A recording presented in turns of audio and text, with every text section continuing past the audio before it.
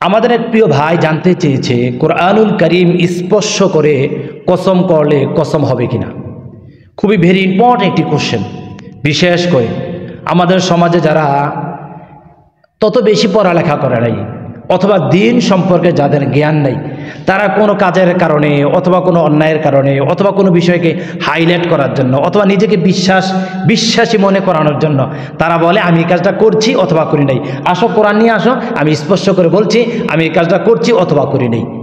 আমার ওই প্রিয় ভাই ওইটাই জানতে চেয়েছে কোনো মানুষ যদি কোরআনুল কারীম ধরে যদি কসম করে তাহলে তার কসম হবে কিনা, বা এটা কি কসমের পদ্ধতি কিনা। আমি আজকে মিডিয়ার কল্যাণের মাধ্যমে গোটা জাতিকে জানাতে চাই, গোটা মুসলিম উম্মাহকে জানাতে চাই, আপনারা এখানে কোরআনকে স্পর্শ করে কসম করবেন না।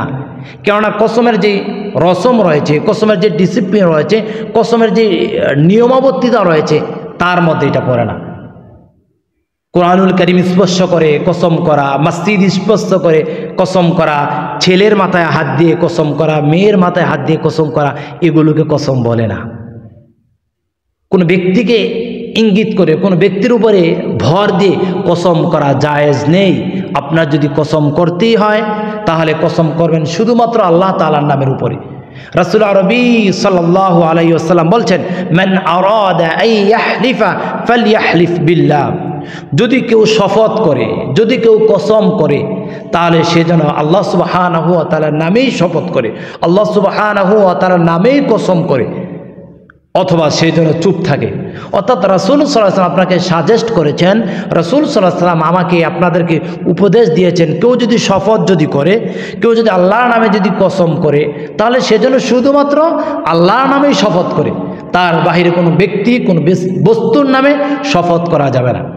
তাহলে আমার প্রিয় মানুষ যারা রয়েছেন, আমাদের মিডিয়ার কল্যাণ, আমাদের মেসেজগুলো যারা শুনছেন, যাদের মধ্যে দুর্বলতা রয়েছে, এই জঘন্য কাজ রয়েছে, এই ঘৃণিত কাজ রয়েছে, অন্যায়মূলক কাজ রয়েছে, কথায় কথায় কোরআন নিয়ে আসো, শপথ করি, আমার ছেলেকে নিয়ে আসো, তার মাথায় হাত দিয়ে বলি আমি এই কাজটা করছি অথবা করি নাই, মায়ের মাথায় হাত দিয়ে বলি আমি এই কাজটা করছি অথবা করি নাই, এটা জঘন্য কাজ, এটা নিকৃষ্ট কাজ, এটা একেবারে খারাপ কাজ, এটা করা যাবে না।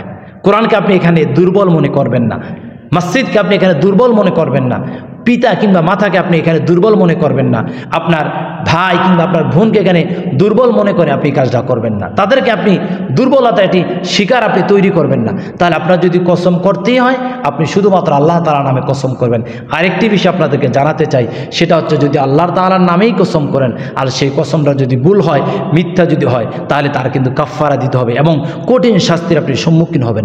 আল্লাহ সুবহানাহু ওয়া তাআলা আমাদেরকে সঠিকভাবে সঠিক নিয়মে যদি কসম করতেই হয় আল্লাহকে সাক্ষী রেখে কসম করার তৌফিক দান করুক, এই জ্ঞান আল্লাহ তাআলা আমাদেরকে দান করুক। কোনো ব্যক্তি কোনো বস্তু থেকে কসম করা থেকে আল্লাহ তাআলা আমাদেরকে মুক্তি দান করুক, এই জ্ঞান আল্লাহ তাআলা আমাদেরকে দান করুক। আল্লাহুম্মা আমিন।